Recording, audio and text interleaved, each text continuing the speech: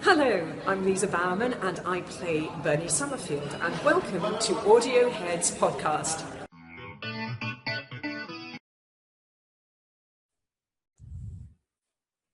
Hello, everyone, and welcome to Audio Heads, a production of Geeks Assembled. And we are in the middle of talking about Davros with Terry Malloy. It is unbelievably cool. It's his backstory. And I'd like to have everybody go around. I'd like to thank everybody for being here. And I'd like to go around and say hi and give your opening thoughts about Davros. Let's start with Jeffrey, Beef Dad, please. Well, we did Innocence last week when Davros was a child. Now he's approaching 30, and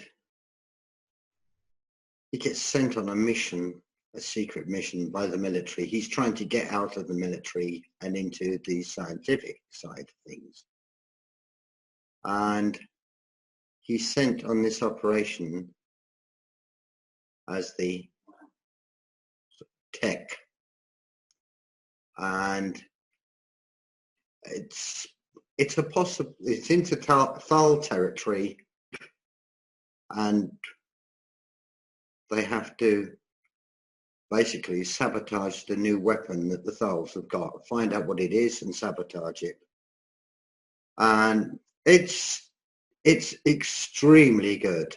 It really is very, very good. I couldn't find anything about it that I didn't like. The cast, just amazing.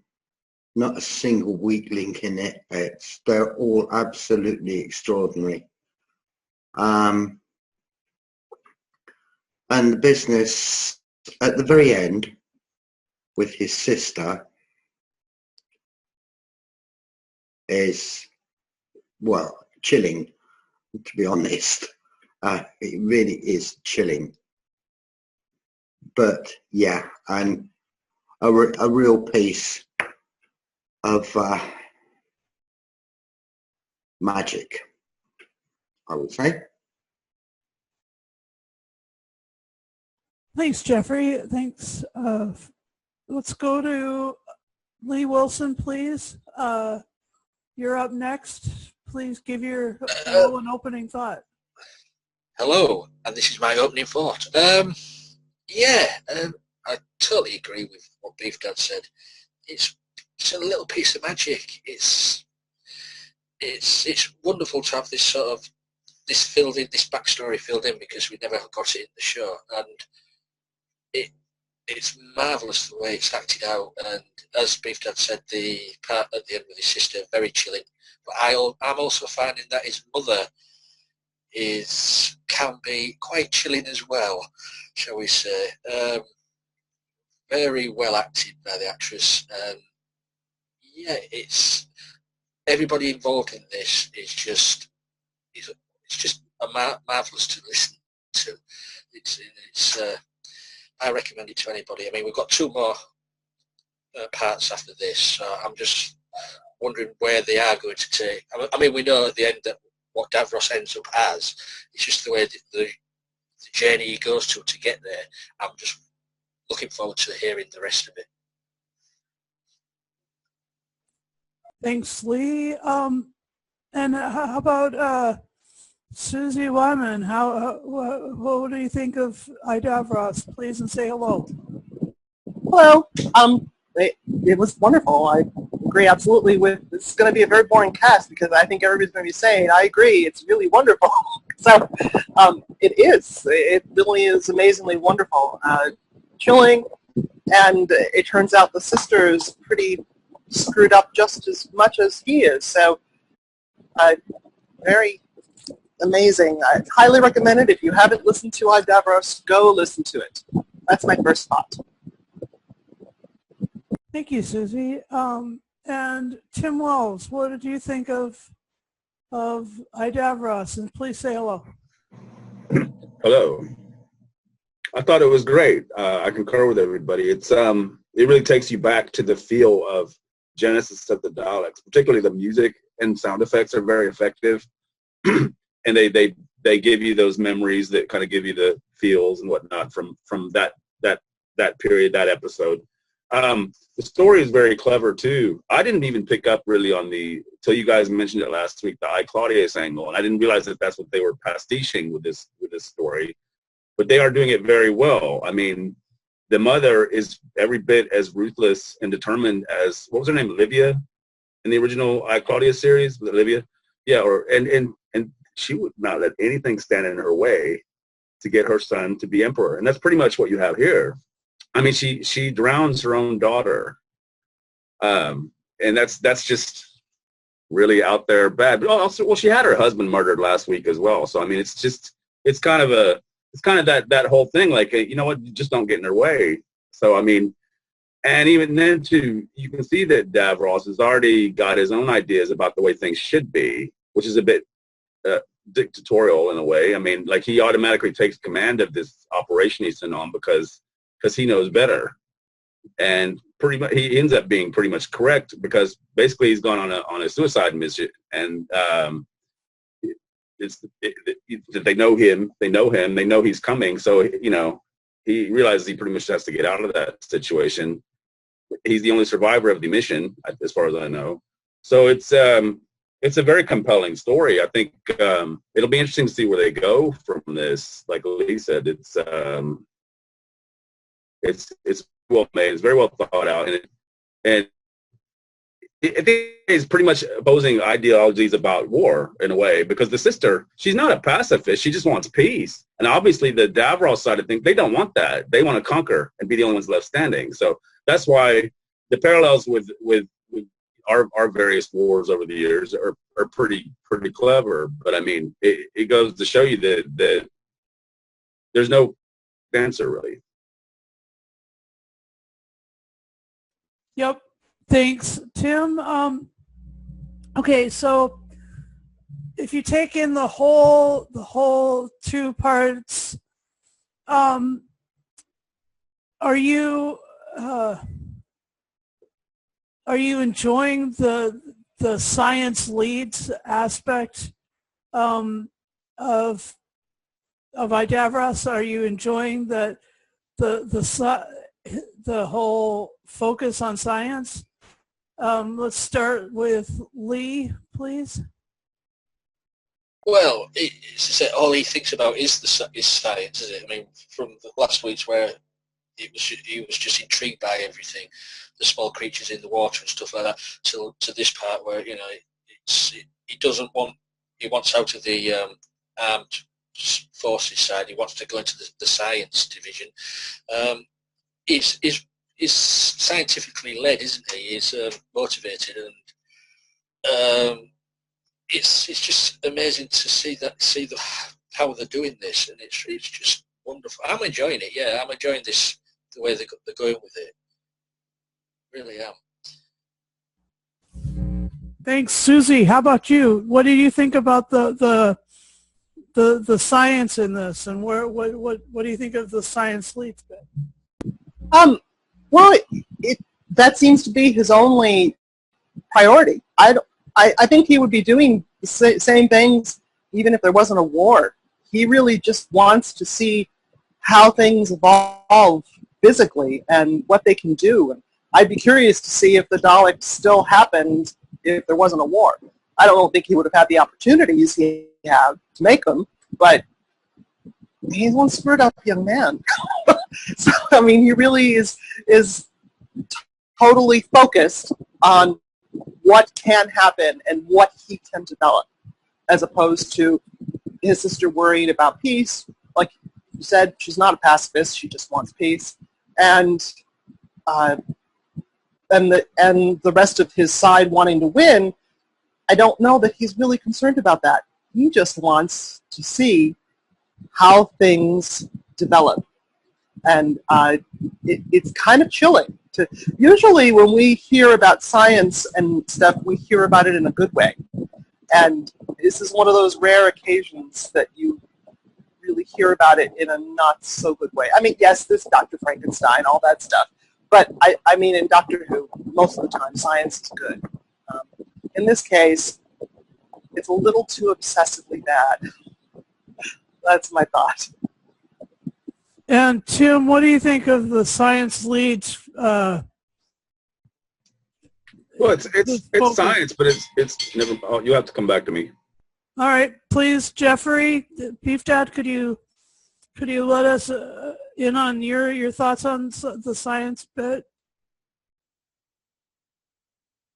It's totally focused on the science, story-wise, apart from the interpersonal relationships between him and people who get close to him.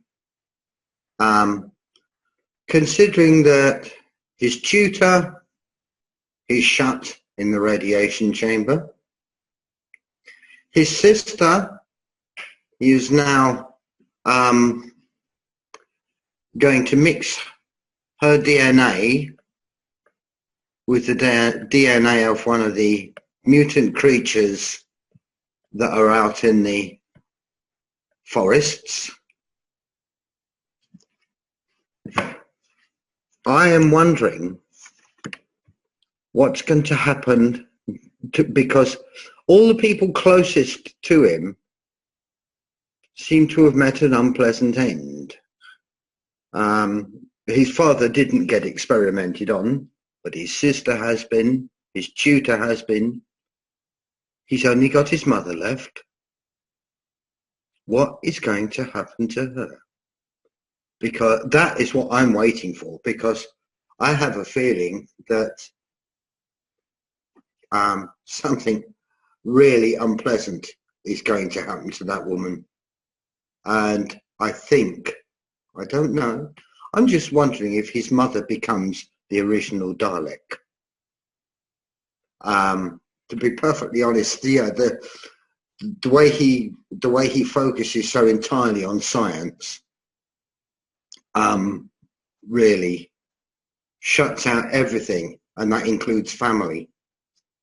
So yeah, it could get very interesting next episode.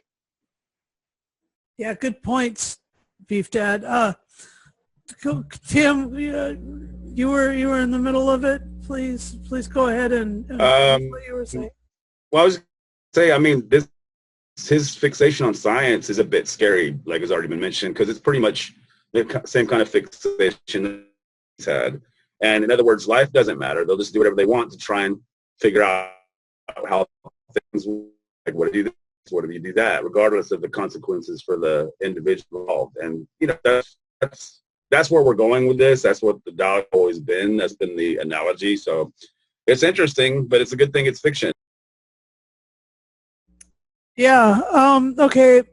I'm gonna put in my 2 cents worth here. It is an interesting counterpart and an interesting mirror evil image of science leading. It kind of reminds me of the evil universe where in Star Trek, like the mirror universe, because on Earth, science leading means unit, means the Doctor working with unit, means Torchwood trying to advance and protect humanity, means Sarah Jane Smith raising up young reporters and inquisitive minds, scientists, and it has the Doctor Who science is aimed at something really super positive, but Davros and the Skaro science team,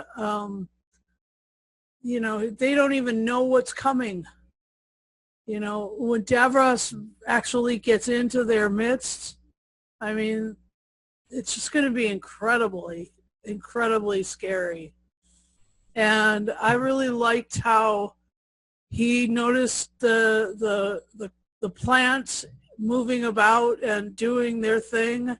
And so he started experimenting on, he took all those experiments that his tutor was doing, and he I mean, that became part of the thing. And you could see those mutated plants too, as Susan's running in on Skaro after the war, you know, and the plants are all dangerous.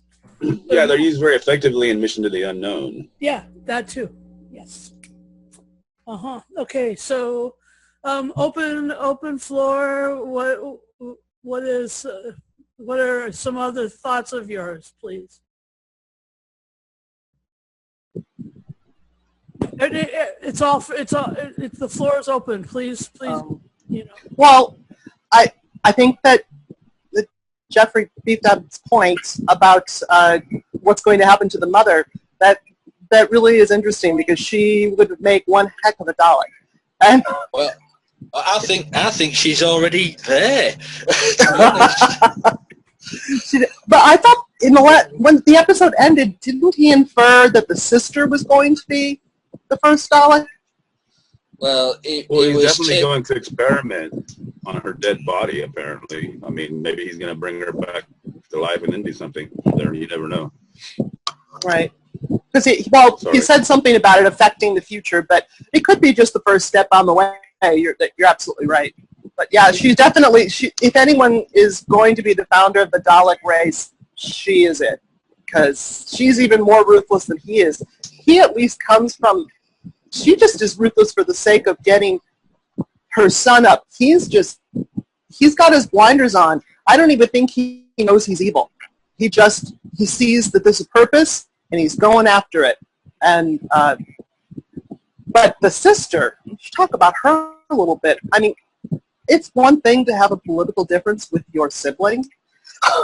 It's another thing to tell the opposite side of the war that he's coming over, do a mission, and that was pretty hardcore cold. I think she's a lot colder than, or perhaps the fact that the mom made her kill her boyfriend in the last episode started to really twist her up, because that would do it. And They made it clear that she's gotten the short end of the stick her whole life. It's always right. been about her brother. She's just like a kind of a leftover kind of kid that they're never bothered with. And that's but leftover kids don't kill their siblings as a rule. Well, she said she didn't intend for him to be killed, though. She said. Really? What did you think was going to happen? Well, she truly believes, apparently, that there's a peaceful resolution to the conflict, and that may be kind of airy-fairy from their point of view, because the truth is the Thals and the Daleks, the Thals and the Kaleds. Yeah, the Kaled. The thing is, at the end, he's going to combine her strands of her genetic material with that of a Thal, and what they call them, Vargas, the creatures in the forest, the mutant creatures in the forest. And he's going to combine 3 lots of genetic material there. Yeah. But you don't know what the result's going to be. It could be the first Dalek, or it could be an experiment towards the first Dalek that goes wrong, which he then improves upon with his mother. I'll be curious to find out why he doesn't become a Dalek. Everybody else does. And I don't understand why if he thought this was the way of the future, why, didn't he have a Dalek helmet on and as well? Because I guess I'm moving back towards, I keep thinking about the sister, because that it really surprised me. I thought maybe she was going to be accused of doing it, and then it wasn't true. I really did. I had it in my head that this girl was, on the up and up, but she just wasn't. Do you remember in the Magician's Apprentice, or the other one? Yeah. I can't remember what the second part of that was called. But Davros without his legs, Right. mean, Yeah. Davros has had himself, he's used his own body Yes, he has. experimentally, and he's basically fused the top half of himself into a Dalek casing. So I mean, in some ways, he really has turned. Yes. Yeah. Also, he has become a Dalek because if you go further back to Resurrection of the Daleks with the Dalek virus, he says this cannot affect me. I'm not a Dalek, and what does it do? It affects him. Yep. So he is a Dalek. To show fairness, yeah. But I To a wonder certain why extent. he doesn't have the head on. He doesn't have the covering. You know, he's not living totally in the shell like all of them. And if that was the whole point of the Daleks were so afraid that they lived inside of a tank, if that's sort of the ethos going forward, why wasn't he? That's You get the idea that this is a guy that's prolonged his own life years, longer than anybody of his race would have naturally lived. In other words, this is the result of years of, cutting and pasting and patching and prolonging his own existence. Not to mention in his original timeline in the TV series, he was frozen several times for God knows how many centuries or years. So right. it's that's why, he ends up by all practical purposes being a Dalek, and they don't really have time for him anymore. That's his whole conundrum, because he wants to be their leader, and they're not really bothered with him. Right. And also, if you've ever listened to the Big Finish Terra Firma, yes, it's very good. Eighth Doctor story. He is in two minds whether he's a Dalek or he's Davros. Oh. He's either Davros or the Emperor. It's that split personality taking over of the character. It's a brilliant story. Wow. I think I'll have to go listen to that one. What's it called again? Thanks. Terra Firma. Terra Firma. Okay. Yeah. No, this whole storyline is just fabulous. I mean, there's nothing to find fault with it. There's nothing to do but recommend it. It's chilling, but it's not straight up horror story. So if it was a straight up horror story, I wouldn't be listening to it. That's just not my thing. But it's chilling, and it makes you think. And the parallels to our world, of course, are always there. And it's just interesting. I really like the whole storyline. Okay, anybody else have anything left that they'd like to add?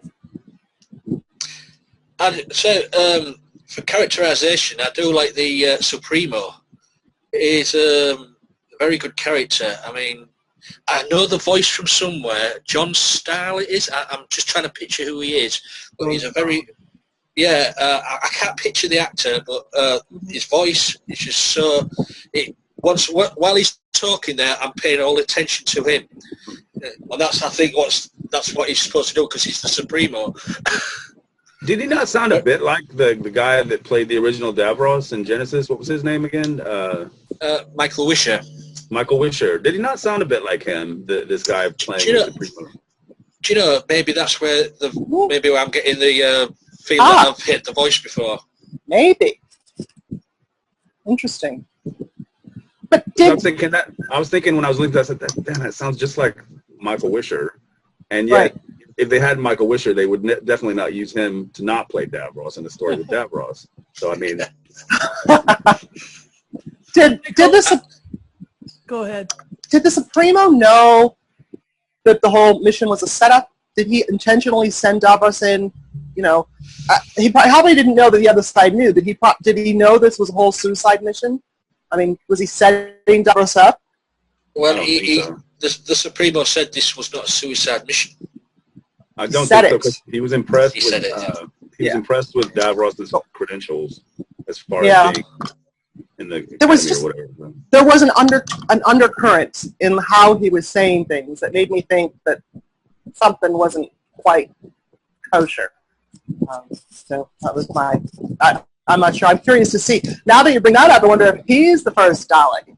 Or I wonder if it's a mutation between him and the mother. Together, they would make a great Dalek. So Yeah, anyway. yeah, and it has to give big thumbs up to Terry Malloy for making himself sound 30 years old. I mean, good acting, very good acting. Very. He was very whiny. Yeah, and I can't, to be honest, and I can't wait for, I don't know if it's next week, next part or the part after, but I can't wait for Davros to meet Nida. Yep. Which he does. So the guy who he becomes best friends with. Yeah, in Genesis of the Daleks, Snyder is his right hand man. Yeah, the same actor His most loyal servant, I would say. Yeah. It was. Do you think that this kind of ends where Genesis starts, then, in a way? It could do. That would make sense. All right, you guys. Thanks for that open floor. Let's get this. Give this a rating, and then let's quickly go listen to part 3. So hurry up and post it. She's hooked. She's hooked. Yeah. So, I don't want to wait 2 weeks either. I know. Okay, so let's start with in Germany. Beef Dad, what's your rating and your final thought, please? Can't You're hear muted. you.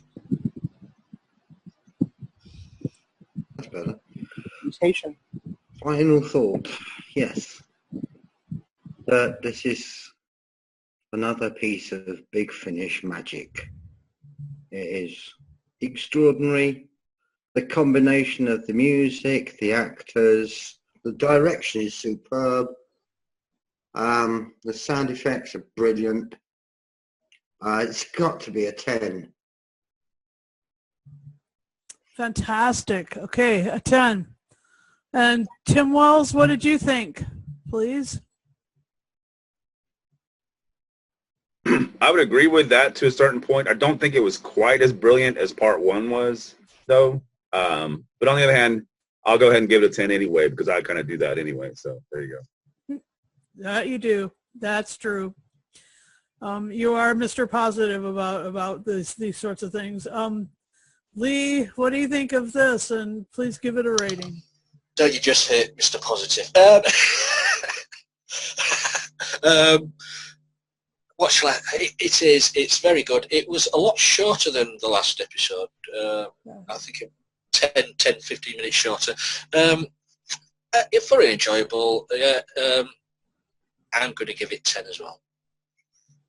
All right. And Susie, what is your rating and your final thought for this? Well, Tim's right. It wasn't as compelling as the first episode, but it's a 4-part story. So you can't expect every part of the same story to have the same feeling. It wouldn't make the overall story very good. But definitely, it's still a 10 out of 10. I mean, there's nothing to find fault with. And it keeps you interested, and it keeps you wanting to hear more. We've just talked about, a good book is happening when you put it down and wonder if there's a sequel. So, and hoping the sequel is good. So in this case, it's just another part of the same story, which is wonderful. And I like I said, I'd be happy to move this one up because I don't want to wait 2 weeks. This is a great story. Yeah. And I will... 10 out of 10. I don't know if I said that. You did. Oh, and thanks for that. Let's I'll concur with everybody. I'll say it's a 10 out of 10. I'm enjoying the heck out of this. Terry Malloy is brilliant, and you can see where Davros, flips the finger at the rest of the universe starting as a young boy. He really is up to no good, and his science is wicked. It's just wicked. And so, yeah, cool story. Let's come back in a short while and review the third part of Davros, and thanks for joining us. Please do like and subscribe to Geeks Assembled and to any of the other channels that we subscribe to and that we are affiliated with. And please join our Facebook group. It's a public group, and we are open to people. And it's not just Doctor Who. It's not just. It's a bit of everything. This week I was celebrating the 20th anniversary of Harry Potter, and let's see. We have polls where you can vote for what you'd like to us for our group to review, so that we're staying in touch with what you guys are up to and what you guys like to say. And also we have a Tumblr, and we also have a Twitter account, so follow us and reblog our Tumblr posts and give us all the likes you can. And thank you for joining us. Please come again soon. And don't let Davros into your swimming pool or into your radiation chambers. Please don't. Bye-bye.